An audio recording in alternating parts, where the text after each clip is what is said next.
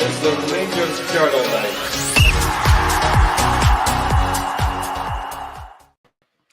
Evening everybody and welcome back to Rangers Journal. I'm delighted to be joined by my esteemed guest tonight. Tomo, how you doing, mate? Hi, I'm good, thanks, Scotty. As I said, you've got a bit of a cold. That's explaining the attire tonight, if anyone's wondering why I'm wearing a snooty in the middle of July. But yeah, other than that, mate, I'm good. Glad to be here, and thanks again for having me. You'll no doubt get a comment. Hopefully Curry's not in the comments tonight, Tomo. Save you a slagging. Kevin, second appearance, mate. How you doing, pal? Aye, I'm great, thanks, Scotty. Bit opposite for Tomo, to be fair. I'm actually roasted in my house tonight. It's actually nice looking outside, and it's actually some good weather for a change, especially because it's been pouring and rain all day. But I just similar to what Tomo said, thanks for having me again. And last but no means least, Mr. Dean Butland came to join us. Dean, how you doing, mate? Good, thank you, mate. How are you? Aye, hanging together, pal, hanging together. So, everybody that's watching, welcome. Get in the comments, get your questions in. We'll get chatting. Somebody asked me something quickly, will you? So I've not actually got a format for this pod tonight, so I'm just kind of winging it just now. Tomo, what was your kind of overall thoughts on the Ajax match of the weekend? Did you watch it? I didn't get to see the game. I was working, but I saw some of the highlights. I think with pre-season friendlies, it's it's about getting minutes in the legs of the players and seeing progression over the games that then come along. Thought Liam Kelly done well when he came on, had a couple of really good saves. In contrast, Butland looked a little bit ropey in the first half. Gave away, would have been a penalty had the Ajax chap not scored, and then obviously the free kick he's let fumbled in. But no, it was good to see players get minutes. Hopefully the injury to Raskin wasn't too bad because it was a poor tackle. But overall, it's the first real pre-season friendly game, and just want to see improvements as each game goes on, really. Ross has come in with the first question. He's asking what Lammer's natural position is. I think we'll just kind of bypass that because the group chat was going to be a bit nuts about Sam Lammer's today as to whether he should stay or not. Anyway, Smoke says that you look as if you're live Antarctica, Tomo. I know. I just can't get warm today. I know. I'm going to have a hot water bottle tonight as well, I think. Hey, Kevin, I'll come to you now that you kind of everything sort of died off on the kind of reaction for the Ajax match at the weekend. How are you generally feeling about Rangers just now? I think we obviously spoke a lot about the Ajax game from the other day, and I think it's just a very pre-season type of game, to be fair, for what it was. I think there definitely is a need for some additional signings to be made. I think we spoke about it the other day. I think definitely need of a striker. I think definitely just a couple more experienced heads comes in. I think it'll be interesting over the next couple of weeks to see who goes out. Because I think that will really define where we sort of make movements in the transfer market overall. But fair enough. Feeling fairly fairly excited still for what we can do. I think that a lot of the signings we've made so far are definitely will hopefully show promise. And I know they are project signings. I just hopefully the next sort of parts in the transfer market is going to be the more experienced players that are going to come in and make a difference in the first team. So we do have a different lineup going into next season. So I think that was the major thing, especially when we looked at the front four. It was just the exact same as the previous season, which wasn't performing to the highest levels. Aye, definitely, mate. Definitely. Dean, we come to you. Kevin touched upon Eric experienced signs should be coming in now. Is it a boy Joan Jordan for Sevilla? Supposed to be coming in. Whether it's a loan or whatever else it's going to be. What's your thoughts? What kind of experience you want to see in? That's probably the type of experience that I'm wanting to see in, to be quite honest with you. Somebody who's won and has had success and knows what it takes to win. I think we're badly needing that So that type of experience is very much encouraged from me. I think at the age that he's at 30 as well, it's a good age as well. So it's not he's not like the last couple of years or whatnot his career. He's actually probably got another year or so where he can still play at a decent level. So yeah, I'm happy to see us being linked with players like that, and I just hope that we're able to get those over the line and gelled in as quickly as possible. That's where I'm sitting with things, mate, to be quite honest with you. I know what you mean. We're not too kind of optimistic at the minute, are we, with everything that's going on? No. Tomo, first question coming in for Smoke tonight, and he's asked who would be the ideal general for our young squad. It's a good question. It's who's out there. I mean, you need someone, I think, who's got experience of playing for a big team, playing in somewhere like Ibrox, where there's an expectation that you're going to be winning to win every week. Dropping points isn't an option. I made a comment the other night watching the Spain game of like, I hate Rodri because of how easy he makes football look. And I said, why can our midfielders not just do that? It's nice and easy. He's not doing much, is he? But someone like that who can just put their foot on the ball, dictate the tempo of the game and get the team moving. As I say, who it would actually be, I don't know. But you'd like to think that the scouting department, the manager, have got their eyes on someone, because it is basically a full rebuild we need in that midfield. Losing Jack, Lundstrom, Raskin's only been here 18 months. Diamandi's fairly new. It is a place we are really lacking. So hopefully we get someone in that's going to lead by example and add a few goals to the team as well, because that was something else we really missed last season. Midfielders getting on the score sheet. Aye, definitely, mate. Definitely. I'm not sure the number 6. I think they just need to be here, and as long as they're going to be able to put in a fit and distribute the ball quickly, I quite like a look at Connor Byrne. I don't know if he's going to be the answer or not, then we'll just need to kind of wait and see. Kevin Smokes also put a question in. He's asking, would anybody take a punt at Dundee captain? No, I think that's Luke McCowan. If I'm right. What's your thoughts? I mean, I really like the look of him when we played them. I know it was probably up there with the most boring game of the season. But I thought he looked right good. Watched him a couple of games as well throughout the season, not just against us, but against other teams. Thought he does look good. I think last week on the Q&A, people were talking about the likes of Danny Armstrong coming in. Does he look amazing in a just above average team? Would he come in and still have the same level of performance, not being the sort of main man at Rangers? I don't know. I think in terms of the options that we've been linked with so far, obviously we've got Jordan, who from Sevilla. I think I look at his numbers. He has had a lot of appearances. He's won like two Europa Leagues. Never played a lot last year, so he's obviously fell out of favour slightly, hence why they're saying he's free to go. I think he would definitely add a lot of quality to the team as well as experience. And I know Kenny McLean probably split opinions as well, but I actually thought he would have been a good signing for us if we were able to get it. I do think, though, he's linked with, I seen this morning on Twitter, I think Sheffield United. Right. I think they've bid 1.5 million, which I probably feel is a signing that we could have made. Not an exceptionally large fee. Obviously, unsure about the wages he was trying to get from us. But yeah, McCowan, I don't know, it's a tough one. I've liked the look of him. I think he does look like a really good player. I don't know if he looks more of an attacking player, like sort of in behind the striker. And I think they're just too top heavy there at the moment. So I think I was reading on Twitter earlier the amount of options we've got at number 10 just now, where we've got Hadji, Lawrence, Cantwell, a few others, potentially Lammers, whatever position he plays, can fall into that category as well.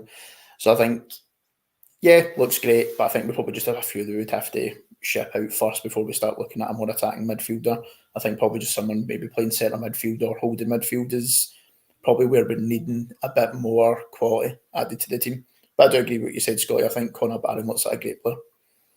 I think he'll get a lot of minutes for us this year. Definitely. Dean, me and you have been banging a kind of Scottish players drum most of the summer. What's your thoughts on the boy Luke McKinnon? I think there's also the boy Lyle Cameron at Dundee that's impressed on occasion. What's your take on the two? Or you just wanting the boy Armstrong at Calais and that's it? Lewis Mayo? The three boys from Killie were my preference, but I don't think we'll sign many other Scottish central midfielders, just for the simple reason that I think with Barron coming in, and I think the sort of the big number 6 signing that we're going to be making, I can't see that being Scottish. And then just with other bodies that are in there, I can't really see us signing more central midfielders that are Scottish, to be quite honest with you. Out of the sort of boys that the boy that came in, Barron, I think it was going to be between sort of him, they were all talking about between him, Lennon, Miller and Watson, and I think it was just at this point in time, I just think it was just one of them I think we're going to sign. I don't think that we'll sign another one. Danny Armstrong, as I said, is an upgrade on Scott Wright, and Lewis Mayo was an upgrade on what we have. So that's I've been banging that drum for them to come in.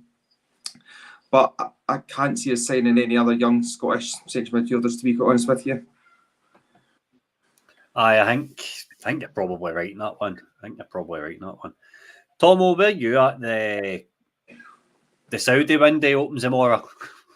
Are you of the opinion that Tav and Goldson need to go, or do you keep one and sell the other?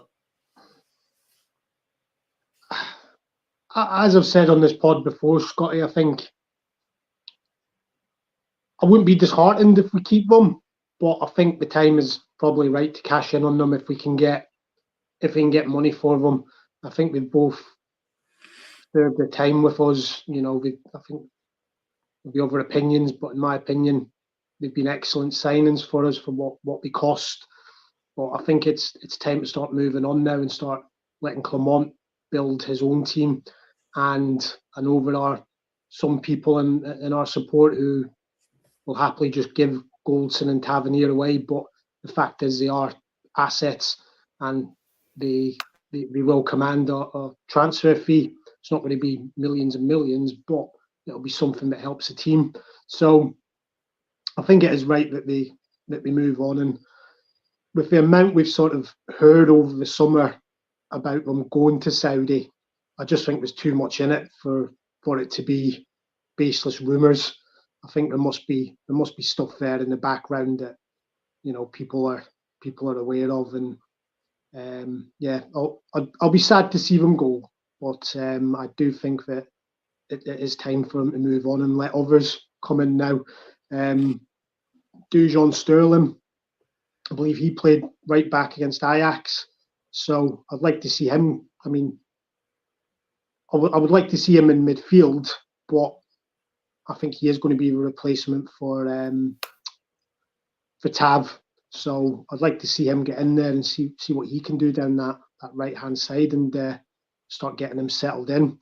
I just don't think we can have this uncertainty all season again. Will Tav be here? Will Goldson be here? And I think it's just time to, as long as the fees are right, the time's right for them, for us to say thank you and goodbye. It's a fair point, Kevin. I'm going to come to you on this one for Smoke again. But Ben Davies done an article with Rangers Review the other day, and it was something along the lines of he's settled now after 2 years being here. Found that quite funny, if I'm being honest. But what's your thoughts on him? Do you keep him? Do you sell him? Yeah, I did see the article, and I seen some of the comments were fairly mixed on Twitter as well. I thought he was probably one of the players that actually, towards the end of the season, were probably one of the stronger players that we had within the team. Could it be down to the fact that he said he hadn't settled? However, he had been with us for quite some time. Probably falls into the same category as Tavin Goldson. I think if we can get a good fee, i.e. more than what we paid or round about what we paid for him, I probably would move him on and try and replace it with better. With that being said, though, I do think he's a good option to have. I don't think he's probably good enough to be a starter for us next year. I can't remember any direct mistakes out with the Celtic game a couple of seasons ago. They came from him, but him and John Suter had a terrible time at Celtic Park. But with that, I think he is decent enough. I don't think he's as aggressive enough for a centre back at times, but I do think he's fairly good on the ball. Yeah, I think he's a good backup option, but I think if we can get a similar fee for what we paid, I would probably move him on and try and replace with a stronger centre back. Dean, I'm going to come to you now. I put it in the chat the other day that if we got a new centre back, a starting centre back and a starting striker, then all of a sudden that game on Saturday kind of changes the narrative a wee bit with the performance on Saturday. If you've got a centre back that looks comfortable next to Goldson, and you've got a striker who was doing everything that Dessers wasn't doing on Saturday, which is holding the ball up, linking play. I think a commentator on our TV, even he was the one that raised the point, and he says if you look at Ajax's striker, then he's holding the ball up, he's bringing the midfield runners on, and our number 9's not doing that. What's your thoughts? Do you think 2 signings could change the mood of support? Unequivocally. The mood of the support is incredibly low with an amalgamation of everything that's going on at the moment. And you have a marquee centre half and centre forward coming. That's going to have everybody bouncing. It's going to be a massive lift. I don't think there's any other way to put it. It's something that we've been crying out for. So, I mean, it would perhaps put a cover on the other stuff that's going on at Rangers at the moment, and give us more focus on the football in the first team, and be more, I guess, optimistic and hopeful of going into the start of the season. I'm going to take this question here because it's about Lawrence Shankland. We sold Dessers, would you be happy with Shankland as the only other striker signed? Probably not, because I think we need to sign another striker. I think we need to go before.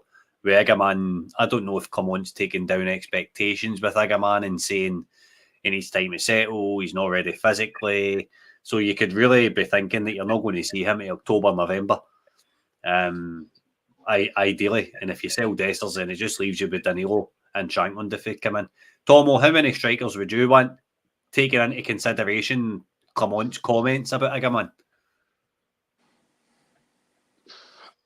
You know, ideally, I'd say 3 decent strikers, because if we only play with one up front, one's being played, and then if we have 4, the other 3 are not going to be getting much game time. But as we've seen the last couple of seasons, everyone gets injured, and we're left with one centre forward. So it's then, do we overload that position on the assumption that we might get injuries? Danilo's coming back from a real long-term injury. We don't know how he's gonna fare. When players come back from long-term injuries, we usually have little niggles. So is he going to come back, get injured, miss a few weeks? So I think going with 4, and I get what Clement is saying about Igaman, but you've got to remember back to Morelos. When we signed him, he wasn't signed as a starter. And within about 4 or 5 weeks, Herrera, I think it was, got injured. Morelos got chucked in the team, and that was pretty much him then for the next 5-6 seasons. He was near enough the main man. So while Clement probably is saying what he's saying, you realise it will be a time that he probably does have to chuck him in because of availability issues. It's all gone quiet on the Shankland front. whether we are interested or not, who knows? But I want us to get players in this summer who are durable and who are actually going to be available for games. I've said it before, but if we'd kept the majority of our squad fit last season, I think we would have won the league, regardless of the signings that we made who weren't good enough. I think if Danilo had stayed fit, Goldson had stayed fit, Ryan Jack, just to name three, Sima, there's another one. If they'd been fit, I think we would have won the league last season. I think it was injuries that killed us. So whoever comes in needs to be durable and able to play 40, 50 games a season. That's my main thing that I want from the summer transfer window. Getting sick of just seeing people on the treatment table and not contributing. Tomo, do you think that you're going to see Danilo as a kind of new signing now? His injuries last season, you can make allowances for them. I mean, he get his cheekbone broken in for a header, and then he get his knee mangled like away at Tynecastle. So it wasn't as if it was like typical injuries of a player of his style. Do you think that he's going to get a decent run this season and shows what he can do? I think so. I was impressed with him in the games that he played last season in terms of his movement, getting in behind the defence. His finishing at times was a little bit wayward. The game up at Dundee sort of springs to mind when he could have had about 3 or 4. But as you say, the injuries he got were just freak injuries. Broke his cheekbone scoring a header, and then the other one, his knee just went when it was a nothing tackle. But it will be like a new signing for me, and I'm looking forward to seeing him play and getting a run in the team. It was a bit strange last season that when he came in, Beale was playing Dessers when he was saying Dessers had a surgery and he wasn't fully fit. But then he's got Danilo, who was fully fit pre-season, and he was stuck on the bench under Beale's time when he was playing Dessers, who was supposedly half fit. So, looking forward to seeing Danilo, and hopefully he'll bring something a little bit different this season. Kevin, where are you at on Danilo? I think for me, jury's still out. I know we've seen a bit of him last year. I don't think it set the world alight when he did play. I think I remember he had one strong performance against Dundee away. I think he scored 2 or 3. I think he could have scored about 9 that night as well, I think is what I can remember more. I think he missed a lot more chances than what he was able to take. I thought he showed some good touches. I don't think he got loads of starts with us. Just what Tom was saying, he came off the bench a lot. I think Dessers was definitely preferred at the beginning of the season. I think when he was coming on, he was coming in to play behind the striker as well, in that sort of 4-2-3-1 shape. So I don't think we've seen enough of him starting from that number 9 role. So I think it will be a new signing in the sense of we've probably not seen enough of him playing as that focal point up front. I think he probably suits Clement's style in terms of I think he's got more technical ability than what Dessers has. He can bring players into play a lot more. He's got a better first touch. He can find the pass a lot better than what Dessers can. Obviously, the other criticism that Dessers had was his finishing, where I think that's where I've still got some probably criticism from what I've seen of Danilo. I think he still misses a lot of chances from the chances that he did get presented. So yeah, we'll wait and see. He didn't do a great deal against Ajax for the limited time that he did have, but I'm also cautious that's his first game back in near enough a year. So looking forward to seeing how he can be. But for 6 million, I'm hoping that he turns out to be a good sign. Doug's come in that you were podding with the other night, and he's asked, he'd like to know your favourite Rangers player, favourite game and favourite era. Have you got in off the top of your head? Do you know what's funny? I actually watched last week's Q&A earlier on today because I missed it last week. And at the time I was thinking, I'm slightly younger generation-wise. I'm 29, and probably my favourite player over the years is probably Lovenkrands. I think just remember the thing that sticks out to my head, and I think they were talking about favourite goal. Wasn't there live, but just remember his late winner in extra time, diving header against Celtic in the cup final was great. Probably favourite era. it's probably going to be the time around probably Walter Smith. His second time in charge was probably my favourite era and probably favourite goal live in terms of that time period. I think he brought up last week. They've been there for Morris Edu's 1 yard out tap in. Wasn't the most technical goal in the world, but definitely the one that stands out to me in terms of live goal. Either that or probably any of the Europa League run from a couple of seasons ago was amazing as well. And I agree with Doug's comment there. I could use a Lovenkrands now. I think we're definitely crying out for a winger. I'd agree. But that's probably my favourite player and favourite era. See, I'm probably going against the grain here, but I didn't think that Lovenkrands was a great winger. I thought he played his best stuff through middle under McLeish. See the season we got in the last 16 of the Champions League? I thought he was a winger. Chips the keeper against Inter Milan in the Champions League. I remember that. I think he was playing through the middle at that time. Unreal through middle. It was a pace that he had, wasn't it? The pace to burn just on the shoulder of the defenders. And 100% agree with you, Scotty. For me, his best games was when he was through the middle as a striker. Aye, definitely. Right, we'll go on to the next question. Dean, I'll come to you with this one. It's for one of my moderators, Paul McCorrickle. He's saying, question then, guys.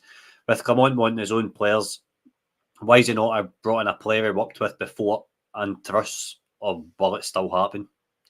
So he's obviously been at Monaco, Club Brugge, Genk. We've not seen him bring in anybody that he's worked with. I think there was a daft link a couple of months ago about Hans Vanaken for Club Brugge, but that's not going to happen. They'd be looking for about 6 million. Any thoughts? I think if he had the capabilities to bring in players that he worked with, I'm pretty sure we'd be seeing him at Ibrox. So I just think it's a lot down to availability and also cost, things like that. So I know that players at Monaco will be valued quite highly. We've got a shoestring budget as it is. And Bruges, they're renowned for selling players more than what we sell our players for. So I think it's down to available funds and capabilities that we've got as a club and as a manager to bring them in. And if it just so happens that one is able to be available for us, then I'm pretty sure Clement would bring somebody in that he's worked with and that he trusts. Aye, that's fair enough. I think there's going to be somebody. I had a look in January at strikers that he'd previously worked with, and I don't think when they left Belgium, they went for big fees, but never really done much. I think it was that boy, was it Emmanuel Dennis? He ended up getting back to Watford. He could potentially have done as a turn, but it's difficult to say. Tom, I'm going to come to you with the next one. Do you think, as things are just now, Clement's got a team capable of winning anything? Or do you think, with the way the noises have been coming out of the club last week, that our expectations need to be dimmed going into this season? I don't think the expectations should be dimmed. We are Rangers. We're built on winning things, and we need to get back to that.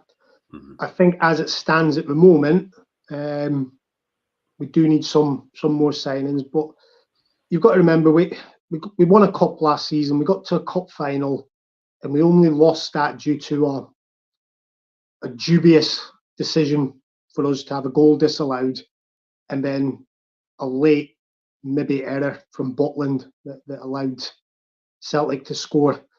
And then the league, as I say, I think the league just went out of our hands due to injuries, and then it was just too much for players.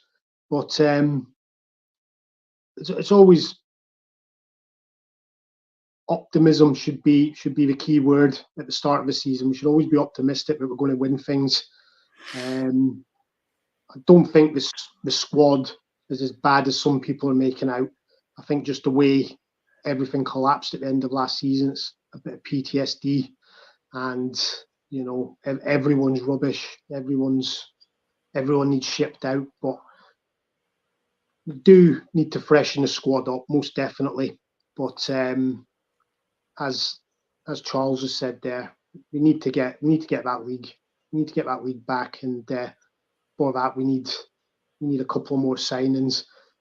As it stands at the minute, we won't win the league, I don't think, but I'm confident Clement knows what he wants and who he wants, and he'll get them in before the start of the season. My main worry is about how long we're going to be away from Ibrox for, because that's going to be that's a huge disadvantage to us, really, regardless of how many fans are going to be in Hampden during those games. Aye, definitely, mate. It's a tough start of the season. Kevin, I'm going to come to you, right? Corey Muncher, this guy stands at Ibrox, and he does not like to have Goldson or Scott right? If you go over and watch any of his pods, all he does is rant about them. He can't stand them. What is your take on the three players, but mostly Tav? I mean, I still think Tav is a good player. I think he definitely contributes a lot in an attacking sense. Obviously, we know where his frailties are defensively. I do think probably for his sake especially, I think when you look at sort of legacies and what he's done for the club, positive stuff, I think that can be tarnished if he was to go and have a poor season again this season. I think maybe sometimes being the captain of Rangers is such a big responsibility, and he will take the majority of the stick just purely down for the fact that he's captain. I think you see it often with Tav. In some games where he's not even particularly had a poor game or made any mistakes, he's taking the brunt of it for the defeat or the drop points or the poor performance. I do think, however, if we do get a good fee for him, then I definitely would move him on and either replace him with Sterling, with getting a backup right back, or trying to get something stronger. Goldson, I think he's been a great signing if you look at his time over the course for Rangers. But I think since his injury last season, I think he looks a good bit off the pace. I think his reading of the game definitely isn't as strong as probably what it used to be. I also think his distribution out for the back, he's like diagonal passes isn't as good as what it used to be as well for a few seasons ago. So I think I would definitely probably move Tav and Goldson on. I think that in the problem with Wright, although I don't think he's an excellent player, I think it's just about trying to find someone that wants to buy him. I don't think he'll be on a massive wage at Rangers. He meets the Scottish quota for Europe. He's a reliable enough squad player. He's rarely injured, so he is there. But I do definitely think we need a lot better than all three of the options moving into the new season if we want to go on and try and win the league, which is obviously important. All very valid points, mate. I want to retract my statement about Corey hating them. He doesn't hate them. He just doesn't want to see them at the club next season. Tav does bear the brunt of most of Rangers' errors, right enough, but and I need to agree, I think he is finished. I don't think there's any resale value. I don't think he's going to have a decent season again. I think defensively he's been found wanting since Ryan Jack's had his injury issues. And I think that has caused enough. There's too much scar tissue for me. I think it's time to move on. Dean, I'll come to you with the next question.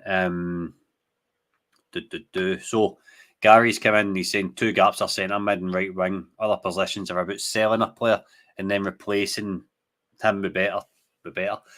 So do you think that Gary's got a point? Do you think the priority should be centre, mid and right wing?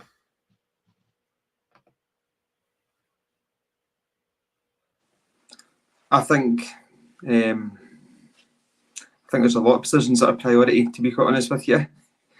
And I guess it's just about gauging what's more important than the other at this moment in time. But because the squad is in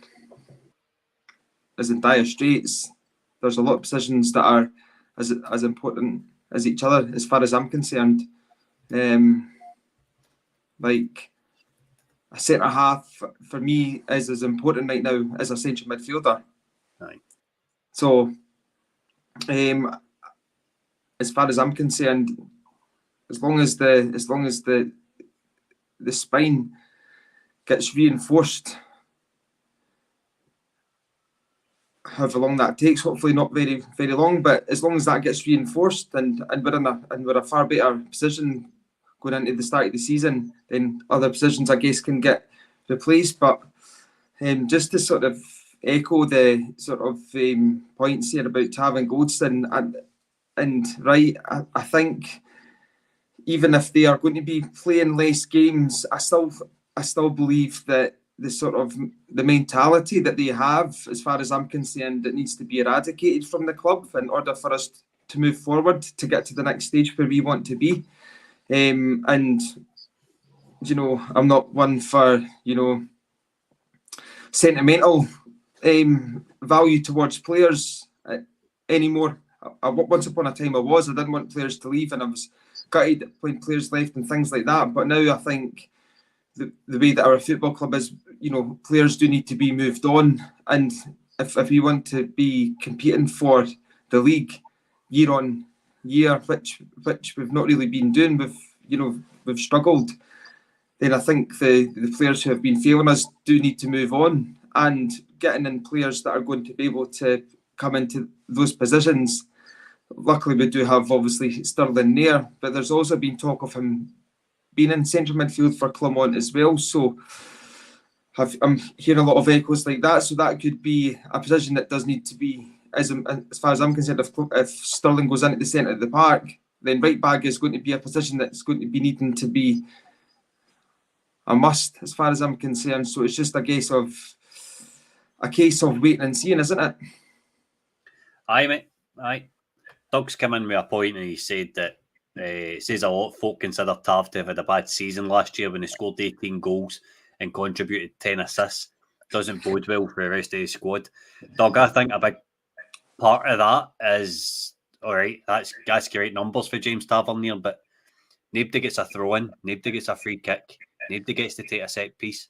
He's a big, massive part of the problem, and we've seen far, far too many failures under him as Rangers captain. So that would be my reply to that. Tomo, Doug's come in with another question. He says, was there any players at the Euros that you'd like, basically a statement signing that we could make if we make the UCL? Is there anybody that kind of stood out for you? I think the one player we've got here, Yanis Hadji, I don't think we can sign anybody that played at the Euros, if I'm being honest. No, I mean, there was, as I say, there was a few players from the likes of Georgia, Slovakia, the Slovakian defence as a whole just looked brilliant. They look brilliant. So I can't for the life of me remember the name of the centre back, but he was in one of the teams of the tournaments that I saw. Whether he plays that for his club or whether it's because they're such a good unit, it made them look good. But I say that whole Slovakian defence looked excellent. Georgia, I liked the big centre forward who was up front for them. I think he finished one of the top goal scorers. I know it's only 3 goals, but he looked impressive. A couple of guys from Albania, they looked good. So I think there is markets out there. We just need to take chances maybe on them prior to these tournaments and getting them signed up, because as soon as they have a half decent tournament, whether it be the Euros, World Cup, Copa America, everyone then will get to know who they are, and the prices obviously go through the roof. But I wouldn't say there was anyone in particular that I think we could realistically sign. Anyone that did have a good game. It was interesting seeing sort of like the worst team of the tournament, and I think I had like 4 Scottish players in it, and one of them wasn't Ryan Porteous. Maybe he had to play a certain amount of minutes or something. I don't know, but it was interesting seeing the likes of John McGinn in that team when he was one of Scotland's big main players. So it can go both ways really when it comes to big tournaments. If players with reputations have a poor tournament, they might all of a sudden become available. And I've seen today, supposedly Milan are signing Morata. That's another one who just gets moved around everywhere. But coming back to what Dean was saying earlier about keeping the team fresh, don't want to give them credit, but that's what Celtic do. They sign players keep them for a couple of seasons and keep turning the team over. You take out a couple of their boys who have maybe come through the youth ranks. There isn't many players there that stay for 2, 3, 4 seasons, and we keep things fresh, keep players hungry. And that's what we need to be doing. We need to be getting performances out of people, move them on, and then getting new people in. So hopefully that's what our transfer strategy is going to look like going forward, because we can't just keep going the way we've been, where we're paying people off, and because that'll end up what's happening with Scott Wright. If no one takes him, we'll have to give him a payoff, and that's no way to run a club. I think the Sheffield Wednesday manager was quite coy on when he was asked about whether he was going to, is Scott Wright near, basically, and he just kind of changed the subject. So that to me is not a bad thing, but it's also not a good thing. I hope that deal's near, because as soon as we see Wang out, I think it will all start turning. I think a cog and the machine will start to shift a bit. Paul McCorrick's come in. He wants us to sign Pepe. Completely agree with you, mate. Kept up with Haaland in the was it semi-final or a quarter-final? Haaland, Mbappe, sorry. Got to agree with that. Right, where else are we going? So, Kevin, Theo Berzawet Alxeride for 1.5 million. Think he would have been worth a punt? I thought he had a good season at Motherwell last year. I think if I was to pick, I think for not much more, I probably would still take Shankland, and that's not to say that I'm definitely all for Shankland. I thought he would do a decent job at his. But again, I'm probably looking for someone that's going to come in and start ahead of Dessers and Danilo. In as much as Dessers got a lot of stick, he scored a lot of goals for us as well last season. But I'm probably just looking for someone a bit stronger than Theo Bear, if I'm honest, even though the fee is relatively low for a guy that scored quite a number of goals last year. I think for me, to be honest with you, I think his out-of-box work would have been better than probably in we've got. He's got a kind of physicality, and we've not really got an option like that, even though Dessers is big and tall and stuff. I think we need that option off the bench. Dean Alberts has come in and says, should we put Lovelace out on loans? It doesn't look like he's going to get a chance so far. Now, bear in mind, this is the last year of his contract. Sorry. That's all right, Kev. No, we don't put him out on loan. I think the best option for everybody is to give him a year's extension and to get him involved in and around the first team. And then, if I guess if that doesn't produce him to be a regular come January, put him out on a loan, and then look to ship him on next summer, as far as I'm concerned. But I think he's got the credentials there to make an impact in the first team squad, and we are lacking in numbers in those areas. So I think he's definitely one that's got an opportunity.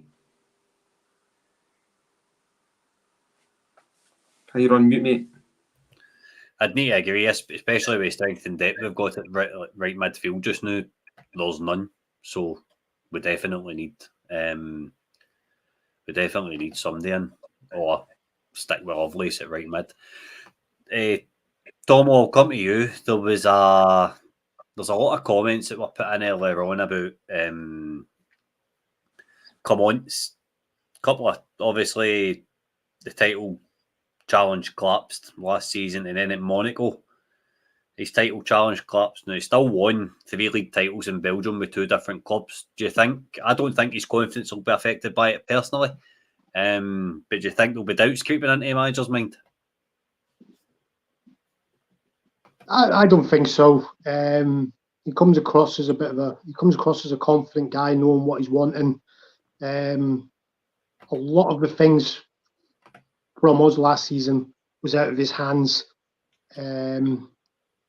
His hands at times were tied with who he had to pick. As I said earlier, the injuries piled up, and it was just basically getting a team out on the park, putting players wherever they could play. So I don't think it'll affect his confidence. I do think he needs to have a strong start to the season just to get that optimism back with the fans, because if things are the way they are come first day of the season, and we have a bit of a slog at Tynecastle, drop points, then straight away the pressure's on, and he doesn't need that sort of pressure at the minute. And as I've said in another podcast, they can't be going through again, coming to October, November, looking at replacing another manager, then having to give him millions to spend for his own team. But I think Clement will be all right. He's experienced, and I don't see it. I don't see it affecting his confidence. No. I think for what Smoke's saying, I think one of them players was Bassey Adil that went to Chelsea. I think Clement had brought him through a youth setup and put him in. And it was part of the reason, obviously, it's a good. There was the comment that was put up before, Scotty. I can't remember who it was that made it. Someone said about promoting players from the B team, and I would agree with that if the B team had been having games. Again, we've covered it in another podcast that the B team just basically aren't playing in a league. So how can we expect these players who are effectively just training, playing a match every now and then, to then be ready for the first team? Again, that comes down to the mismanagement of the club, not having a league for these people to play in, so that when they are called up to the first team, they're ready to go. Ross McCausland has been, I say, the exception, but again, he got chucked in because, ironically, Lovelace got injured and McCausland came in and kept his place. Had that not happened, we probably wouldn't have seen McCausland in the first team last season. So there's a lot more layers than just the first team that we need to start getting fixed at the club. I think Stephen Davis had a big factor in McCausland coming in getting a game as well. He was interim manager when he came on off the bench that day. Kevin, see your number 10 position, right? Say the rumours are true that Lawrence and Cantwell leave. Would you be happy keeping Hadji and Alex Lowry in that position? Do you know what? I probably think we would still need to sign another. In terms of who that would be, I don't know. I think I spoke about it on Saturday. I think you see some clips of Lowry from the pre-season training, from the odd appearance from a couple of seasons ago as well. I think he definitely has the ability to go and play there and be a regular starter in a number 10 role for Rangers. It's just whether he gets that opportunity and then also takes that opportunity and keeps his place in the team, because for whatever reason it just seems to have not worked out for him over the last few seasons, and it's obviously something that we're not aware of that's been going on in the background. But I'd like to hope that he can kick on and be a regular starter for us, because probably what Tom was saying there, I don't think we get enough people coming up from our academy to play in the first team who are young and hungry and technically good enough to play in number 11. Hadji, I think he probably will be another one that probably does end up getting moved on, to be fair. I think from his comments, he seems fairly keen on moving away as well. So I think we'll definitely be quite light in that number 10 position, even though right now we look relatively strong. But I think it just seems to be the role that we've got players that are keen on, either we are keen on moving them out or they're keen on leaving. So I definitely probably think we still need to go and recruit maybe one other. I think especially when we are looking quite light on the wide position as well. So we're maybe having to chop and change these number 10s playing out wide as well as in that number 10 role. So yeah, short answer, no. I think we definitely need to get at least one more if they two go, especially. Dean, where you at on Alex Lowry? He looked pretty good on Saturday when he came in. At half time, he brought some energy. Very good passing the ball between the lines. Do you think there's some hope that we can instill into his Rangers career? Yeah, said on a previous pod, I think this is a great opportunity for Lowry to just go in a fresh slate in this pre-season and go and grab the bull by the horns and make that number 10 position his own, because we can all allude to the fact that he's definitely got the talent. That's undeniable. But it's the attitude that's needed to succeed as well. And if And if he does go and make that his own, then it's clear for us all to see that his attitude is there. And simple as that. I think if he never received that horrific injury, that, I mean, in my opinion, the guy should have got charged with assault on him, if I'm being quite honest with you. He was going to actually get better and better and better. He was on the right glide path. So that obviously kind of put a dampener on things for him. And then this, that and the next thing that's went on. But yeah, this summer it's his chance to make it his own, because that number 10 position is completely up for grabs. That's, we're all sort of in agreement that, Hadji, Lawrence, Cantwell can all be sold this summer. So he can make it his own, or definitely give the person who is playing the number 10 position a run for their money, as far as I'm concerned. And Clement comes across as a very fair person and fair manager that would give the players, that chance. Aye, definitely.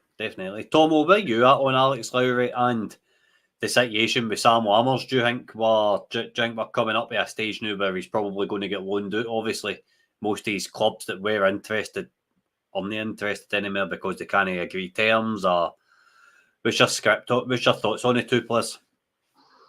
On Lammers, the fact that he's no been with the first team and he was in basically a second string squad to play against Leeds, I think that speaks volumes. I think he'll be on his way. Clement quite clearly doesn't fancy him. I'm not a fan of him. I don't think he showed anything when he was in a Rangers jersey last season. And when you look back at his career, he's not really shown much at any of the other clubs that he's been at. So I don't see him as being a saviour or impacting in the squad any way, shape or form this season. Lowry, it's a bit of a make or break season for him, really. He's 21 now. He's not a kid. He's been in and around the first team for 2-3 seasons now. He's had a loan spell at Hearts that didn't work out.